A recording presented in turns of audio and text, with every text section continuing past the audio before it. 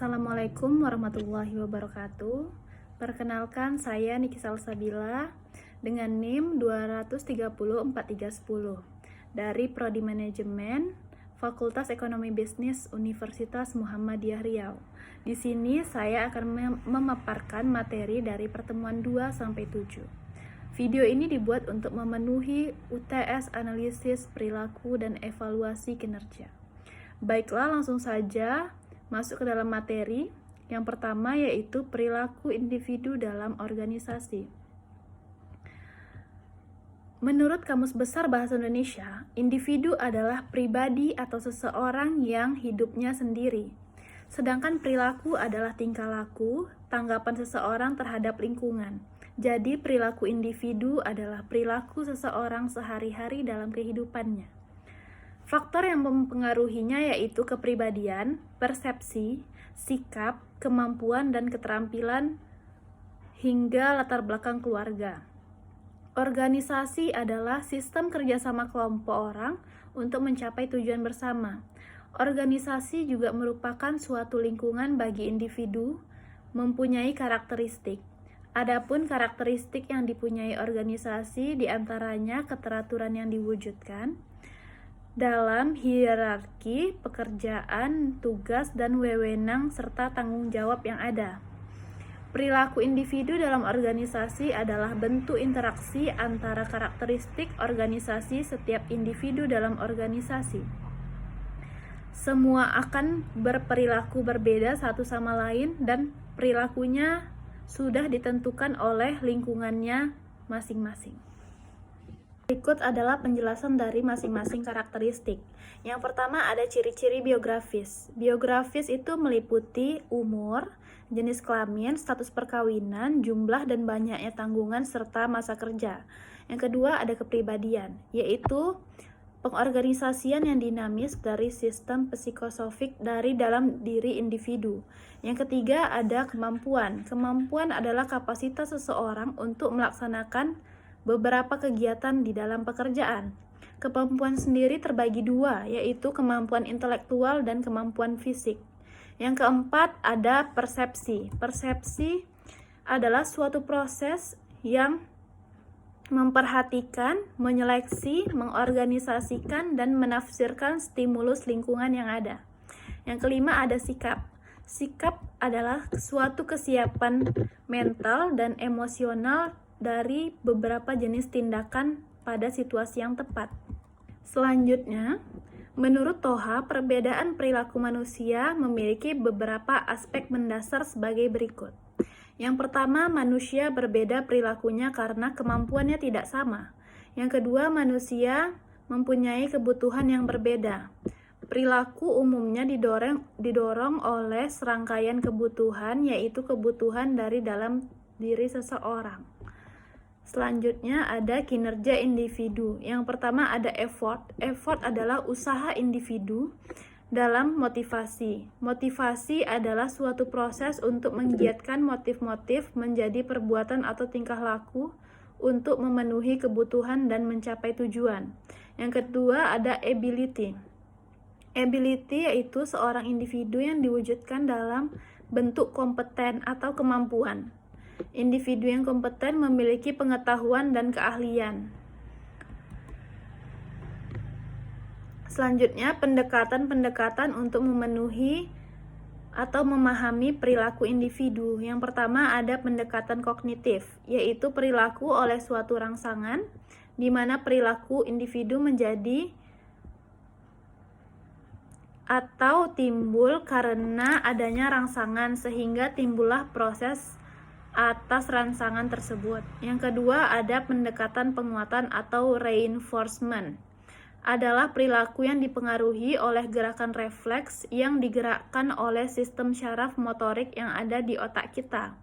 Yang ketiga ada pendekatan psikoanalitis, yaitu perilaku yang dipengaruhi oleh kepribadian. Sedangkan individu yang memiliki kepribadian yang baik adalah individu yang telah matang, yaitu orang yang dapat membedakan mana yang baik dan mana yang benar dari dalam dirinya.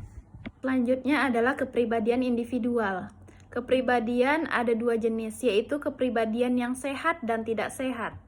Ciri-ciri kepribadian yang sehat yaitu mampu menilai diri secara realistis. Yang kedua, ada mampu menilai prestasi yang diperoleh secara realistis. Yang ketiga, menerima tanggung jawab. Yang keempat, mandiri dan mampu berdiri sendiri dan tidak bergantung kepada orang lain dalam berpikir dan bertindak. Yang kelima, dapat mengontrol emosi dan berbahagia. Yang kedua, yaitu kepribadian tidak sehat. Adapun ciri-cirinya sebagai berikut, yaitu mudah marah, sering merasa tertekan, kebiasaan berbohong, kurang tanggung jawab, dan pesimis dalam menghadapi suatu hal. Pertemuan ketiga yaitu perilaku kelompok dalam organisasi. Perilaku kelompok atau organisasi. Secara etimologi, perilaku dalam bahasa Inggris yaitu behavior. Perilaku adalah semua yang dilakukan seseorang. Contohnya ketika berbicara kepada seseorang, mendengarkan teman kerja, dan mendokumenkan sebuah laporan. Sedangkan kelompok adalah kumpulan individu di mana perilaku atau kinerja satu anggota dipengaruhi oleh yang lain. Dan organisasi adalah bagian-bagian, fungsi-fungsi, dan integral dalam keseluruhan sistematik yang saling berhubungan. Jadi, perilaku kelompok adalah semua kegiatan yang dilakukan oleh dua orang atau lebih yang berinteraksi dan saling mempengaruhi untuk menghasilkan prestasi yang positif dalam jangka panjang. Selanjutnya itu ada bentuk-bentuk kelompok. Bentuk-bentuk kelompok yang pertama yaitu kelompok primer.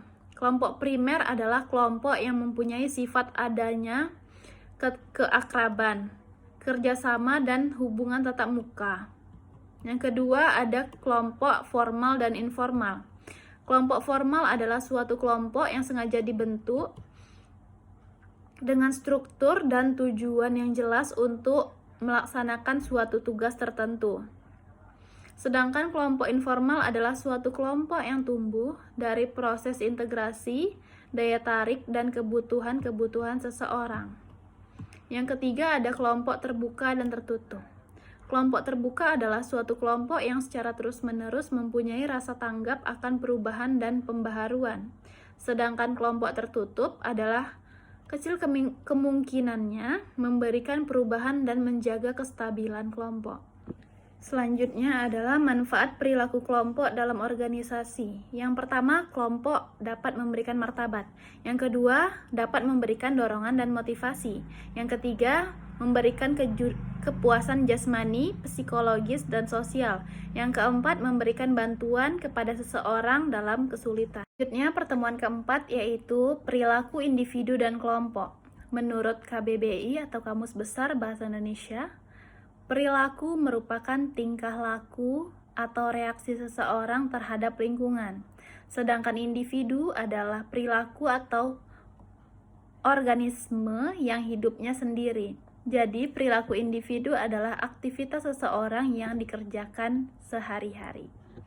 Perilaku individu dapat dipengaruhi oleh beberapa faktor, yaitu kepribadian, yang kedua persepsi, yang ketiga sikap, yang keempat kemampuan, dan yang kelima biografis. Maslow menyatakan jenis-jenis kebutuhan individu secara hierarki yaitu kebutuhan keamanan, kebutuhan kasih sayang, kebutuhan harga diri, kebutuhan aktualisasi diri, dan kebutuhan fisiologikal atau sandang pangan. Sementara itu, Stranger menyatakan ada 4 jenis kebutuhan individu, yaitu kebutuhan berprestasi, kebutuhan untuk menjalin hubungan, kebutuhan berkuasa, dan kebutuhan takut dan gagal. Selanjutnya, pengertian perilaku kelompok. Perilaku kelompok merupakan suatu aktivitas yang dikerjakan oleh seorang individu dengan individu lainnya untuk mencapai tujuan bersama. Menurut Invensif, kelompok merupakan bagian dari kehidupan manusia karena manusia adalah makhluk sosial. Manusia akan terlibat dalam aktivitas kelompok setiap harinya. Bentuk-bentuk perilaku kelompok yaitu ada kelompok formal dan informal. Kelompok formal merupakan kelompok yang diciptakan oleh keputusan manajerial untuk mencapai tujuan organisasi. Kelompok ini terdiri dari kelompok tugas dan komando. Yang kedua ada kelompok informal, yaitu kelompok yang terbentuk secara ilmiah dari lingkungan kerja yang timbul sebagai tanggapan atas kebutuhan akan kontrak sosial. Tahapan perkembangan kelompok ada 5, yaitu tahapan pembentukan, tahapan keributan, tahapan pengaturan norma, tahapan melaksanakan, dan tahapan pertemuan 6. Konsep evaluasi kinerja.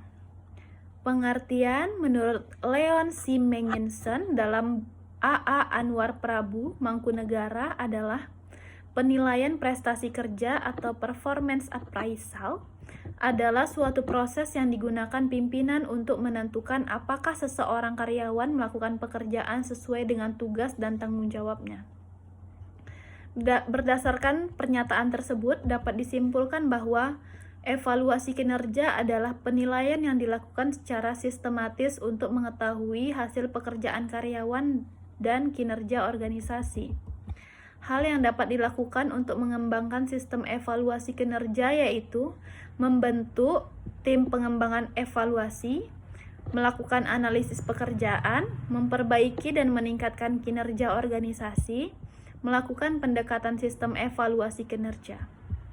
Selanjutnya, tujuan evaluasi kinerja menurut Rifai 2010. Tujuan kinerja pada dasarnya meliputi untuk mengetahui tingkat prestasi pegawai, untuk pemberian imbalan yang serasi, dan untuk mendorong pertanggungjawaban dari karyawan. Secara umum, evaluasi kinerja itu bertujuan untuk mengukur kinerja individu dan karyawan di dalam tim selama jangka waktu yang telah ditentukan. Faktor yang menghambat dalam penilaian evaluasi prestasi yang adil yaitu perubahan standar, perbedaan sifat manajer, dan perbedaan stereotip tertentu. Jenis-jenis elemen penilaian kinerja yaitu performance standard, kriteria manajemen kerja, pengukuran kerja, tantangan penilaian kerja, serta pelaku evaluasi kinerja. Selanjutnya, pertemuan 7 yaitu standar kinerja. Standar kinerja menurut bahasa adalah ukuran tertentu yang digunakan sebagai patokan. Secara etimologi, kata standar bisa dipahami sebagai patokan atau standar baku. Standar juga bisa dikatakan sebagai suatu yang digunakan untuk ukuran, norma, atau model dalam evaluasi komparatif. Sedangkan kinerja menurut bahasa yaitu sesuatu yang dicapai atau prestasi yang diperhatikan atau bisa juga kemampuan kerja. Kinerja menurut istilah yaitu apa yang dikerjakan atau tidak oleh seorang karyawan dalam melaksanakan tugasnya. Standar kinerja menurut Wibowo adalah pernyataan tentang situasi yang akan terjadi ketika sebuah pekerjaan yang dilakukan secara efektif. Fungsi standar kinerja yang pertama sebagai tolak ukur atau benchmark. Yang kedua, motivasi karyawan agar bekerja lebih keras. Yang ketiga, untuk menjadikan standar kinerja yang benar-benar dapat memotivasi karyawan. Yang keempat, memberikan arah pelaksanaan pekerjaan yang harus dicapai. Yang kelima, memberikan pedoman kepada karyawan. Selanjutnya, pertemuan 7 itu adalah instrumen evaluasi kinerja. Instrumen evaluasi kinerja adalah alat untuk mencatat hasil penelitian, bukan data mengenai kinerja tersebut yang akan diisi oleh ternilai. Isi instrumen evaluasi kinerja yang digunakan oleh satu sistem evaluasi kinerja suatu organisasi berbeda dengan instrumen evaluasi organisasi lainnya. Proses penggunaan instrumen evaluasi kinerja yang pertama, pegawai melaksanakan pekerjaan atau tugasnya, Lalu kinerja pegawai dalam upaya mencapai tujuan organisasi itu menilai, observasi, dan memanajemeni kinerja pegawai. Lalu standar kinerja karyawan. Yang ketiga itu kinerja akhir pegawai, lalu menilai, mengisi instrumen evaluasi kinerja. Isi instrumen evaluasi kerja prinsipnya sama dan isinya sebagai berikut. Yang pertama ada nama atau organisasi. Yang kedua ada identitas karyawan, nama karyawan, unit kerja, jabatan, dan pangkat. Yang ketiga ada identitas penilai, nama penilai, jabatan, dan unit kerja. Yang keempat ada masa periode penilaian. Yang kelima ada butir-butir indikator kinerja. Yang keenam deskriptif level kerja. Yang ketujuh catatan penilai. Yang kedelapan tanggapan ternilai atas penilaian. Yang kesembilan tanda tangan penilai dan ternilai. Selanjutnya ada skala penilaian. Skala penilaian itu antara lain ada skala nominal. Yang kedua ada skala ordinal. Selanjutnya ada skala interval dan skala rasio. DLK atau deskriptor level kinerja adalah skala bobot yang melukiskan tingkatan kerja untuk setiap indikator kinerja karyawan. DLK dapat terdiri atas angka, kata sifat, dan kombinasi angka. Sekian video pemaparan materi dari saya. Lebih dan kurang saya mohon maaf. Wabillahi taufiq wal hidayah. Wassalamualaikum warahmatullahi wabarakatuh.